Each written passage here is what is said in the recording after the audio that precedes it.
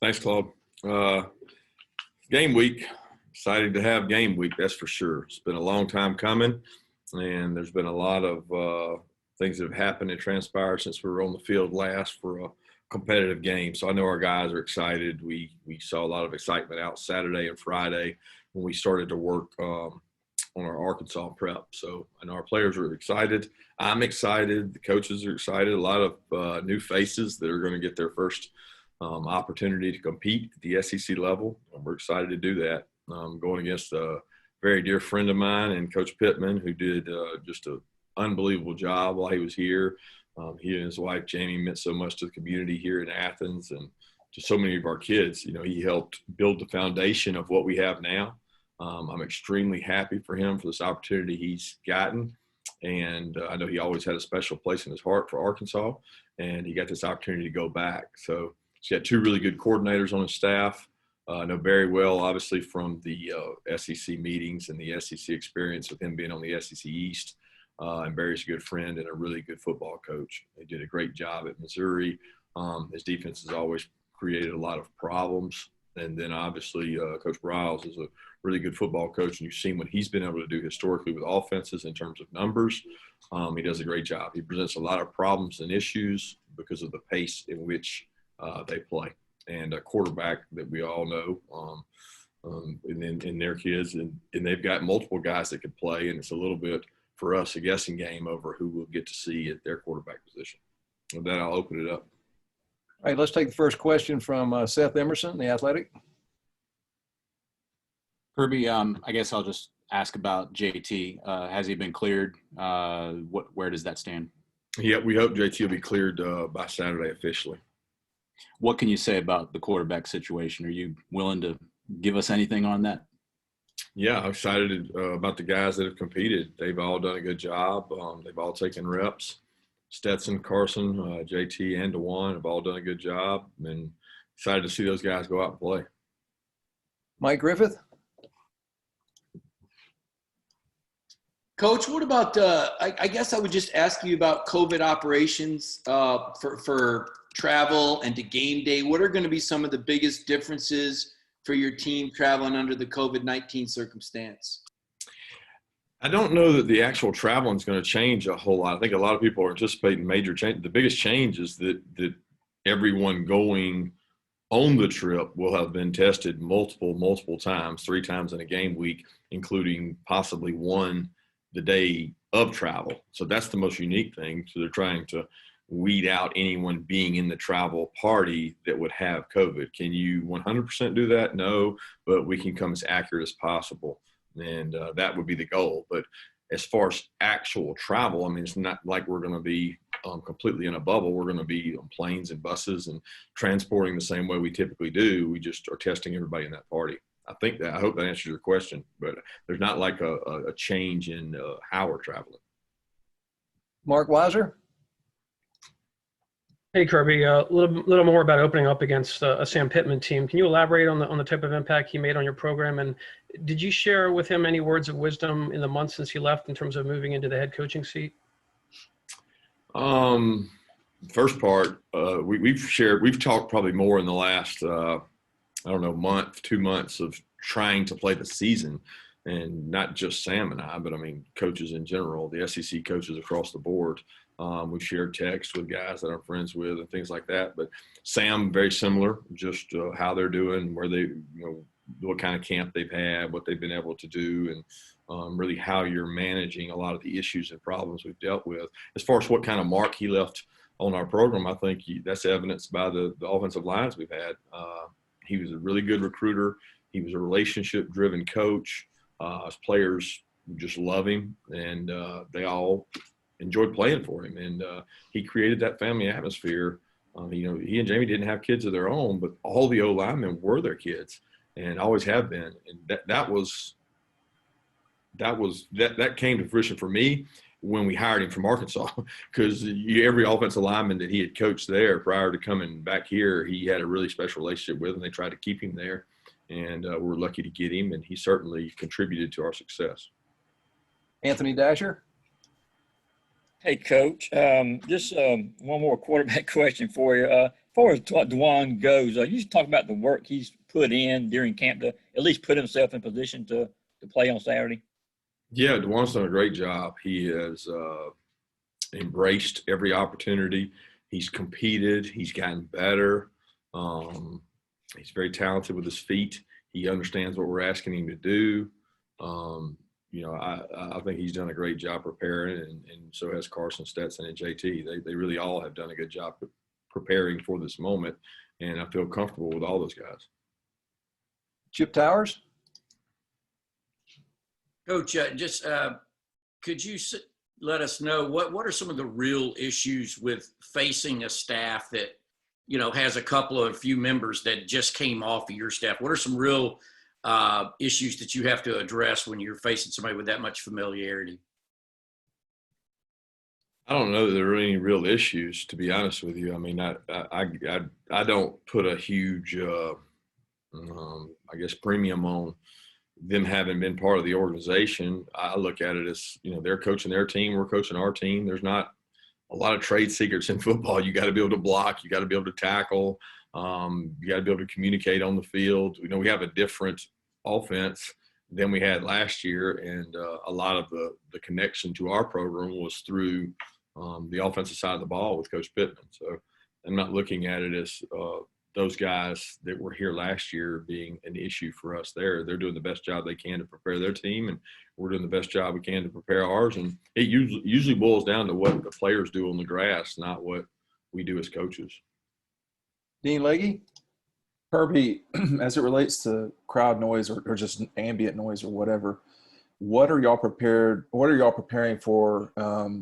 Are you preparing for a lot of pumped in noise, and how much do you think the tens of thousands or whatever the number is will affect y'all on the road? I don't know that we have a complete grasp of that. We know what they're allowed to use in terms of decibels, and we've practiced with that noise amount. We practice from time to time with music and different things on just to change it up and try to get used to and acclimated to those things. So we understand the rules of what you're allowed to pump in prior to a snap. Don't really know how to gauge what that number of people might actually be able to create. But if you're prepared for crowd noise and the levels that we've played at in the past, we feel comfortable that preparation will cover what we're going to have in this situation. Jake Rowe? Yeah, Kirby, wanted to ask you about your receiver situation. You said back at the SEC championship game that you indicated that wasn't up to par last year, wasn't where you wanted it, and you said that it was on you to kind of get it where you wanted it. How have you been impacted, I guess, by the way those guys have practiced this preseason and what you guys have coming into this season? I think they've gotten better as a group. Anytime you lose the juniors out early that we lost the year with Riley and Miko, you end up with a little bit of a hole. We've tried to fill that through recruiting. Certainly think George had a good year last year, and the players that we're developing have developed to become better. Kieris, Matt, and then we've added some freshmen that have added to that. And we're getting better at the position, and we continue to get better at each and every position. But that's one that we got to continue to grow at and prepare for. Charles Odom, AP? You open by saying it's been such a long time since you've played. Was it awkward at all having a couple of weeks to watch other teams get going? And did you learn anything by being able to watch those games? Yeah, it's probably been a little awkward just watching games and having not played one. It's like having an open week and then another open week, and it's like, when are we going to play? And the date's set, but it's just unusual to have everybody start before you. Maybe not NFL, but definitely in the college ranks to have a couple of weeks. And we've tried to use that to our advantage. We've taken clips from college games, pro games, and try to use those situations that teams are in to educate our players. And to be honest with you, they enjoy seeing that as opposed to just watching practice. So the idea and the thought of a game highlight and a game situation to learn from is certainly good for us to be able to do that. Brandon Sudge? Hey, Kirby, following up on the Sam Pittman questions from earlier, so when you guys hired him, did you ever see potential for him to elevate to a head coaching role? Because I know from O-line coach to head coach isn't the most common thing. And then also, can you recall I suppose, like a memory or a story that you have with him that showed maybe how, because you said that his players were like his family. I was wondering if you could dive into that a little bit more. Yeah, he always had the traits of a head coach. Number one, he's a great leader. He's a great person. He commands the respect of a room when he speaks. He's very, he can be very emotional, and you don't always find that with the offensive line coaches. They're usually a little rough around the edges, and Sam wears his feelings on his sleeve. He's very open with his players, and I think he lets them in more than most O-line coaches do, and that relationship really stands. And it was seen. I always saw it when our kids spoke. When our offensive line would get up in front of the team and speak, they always talked about their relationship with Sam and how they felt about him and how they cared about him. And when he got the opportunity to go, a lot of our guys reached out. They were hurt by it, but not hurt like they were mad at Sam. They were very thankful for his opportunity, but they were going to miss that relationship. Let's go to Jillian, Red and Black. You have a question? Yes. Hey, Coach. So although this is only the first game of the season and there's going to be things to work out, the schedule really picks up after with those tough SEC opponents. So why is this game so important to setting the tone for those more difficult games down the road? Well, mainly because it's the first game. I think the first game is your first opportunity to create your identity, to figure out who your leaders are, to figure out who we're going to be on all three phases. You don't define that moment until kids have some adversity or go out and get some butterflies. And for so many of our kids, really the bottom half of our roster, the younger half, freshmen and sophomores, a lot of them, it'll be their first opportunity to play in college football and in this atmosphere. So I'm certainly excited for them. But we know that this is one game of many we've got to play in a really tough road. But we're focused on this one and this one only. Vance Levy? Coach, I know you teach composure every practice, every game, but with the lack of or the less practices and the excitement of these guys finally get to hit somebody else, how much are you concerned about your guys keeping their composure and how important is it? And then finally, have you made a decision on the place kicking and kickoff duties? Yeah, composure is always a very key ingredient, and it's always a concern of mine. I think those spring game opportunities and scrimmage opportunities are your best chances to mimic something bad happening to a kid, or maybe a late hit or something just undisciplined that cost you big in big games, which is why we've tried to show them clips of other people doing it. That doesn't prevent us from doing it. That doesn't prevent a young kid from making a mistake, but usually composure is a little bit mimicked by maturity. And the more mature you are, the better composure you can keep. We certainly hope our guys can do that. And as far as place kicking, it's still not final or kickoff duties. We've got a good competition going there. It'll probably go out all the way through this week. Let's go to David Pascal.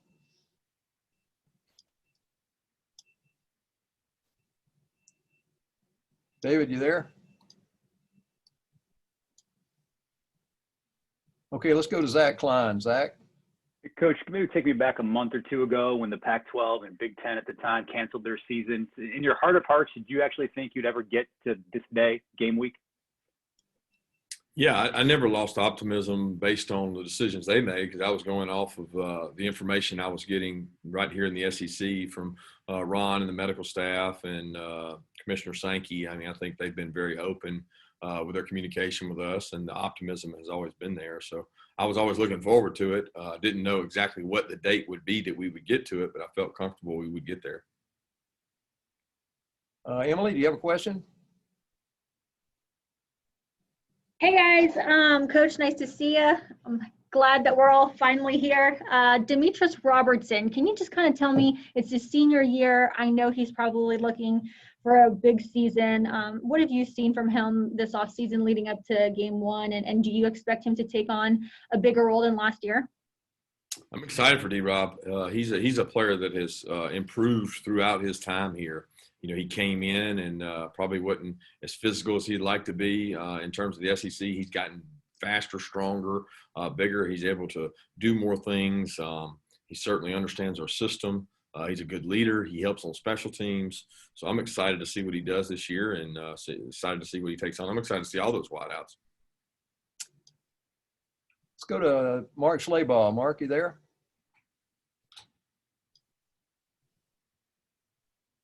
Unmute. Okay, how about Jeff Schultz? Hey, Kirby. In addition to everything else you and every coach have had to deal with this offseason, you also had a presumed starting quarterback opt out halfway through camp. I'm just wondering how much, if at all, did that set you back and potentially at least could impact you in the early part of the season with the offense?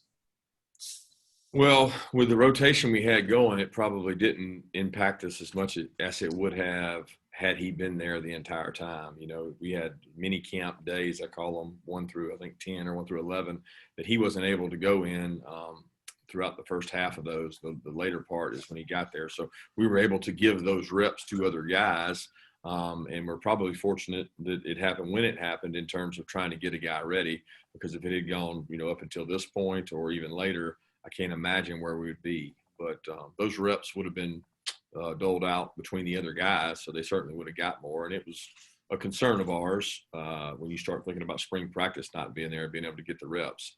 But we've got to go with what we got, and we're excited about what we've got, and we got to do a good job, because we know that whoever it is not going to be a guy that sat there and played in a lot of football games, especially at the SEC level. And we got to be able to manage that, and we got to play to our strengths. So that's what I'm excited to see. I'm excited to see a lot of these offensive players that got to play against Baylor go out and play with a new quarterback. All right, let's go back to Mark Schleybaugh. Mark, you there? Yeah, sorry, Claude. Kirby, what is it about Mathis's personality that enabled him to come back from what he faced a year ago? I think he's got great composure. He's never been a real emotionally up or down guy, which I think is a pretty good trait at quarterback.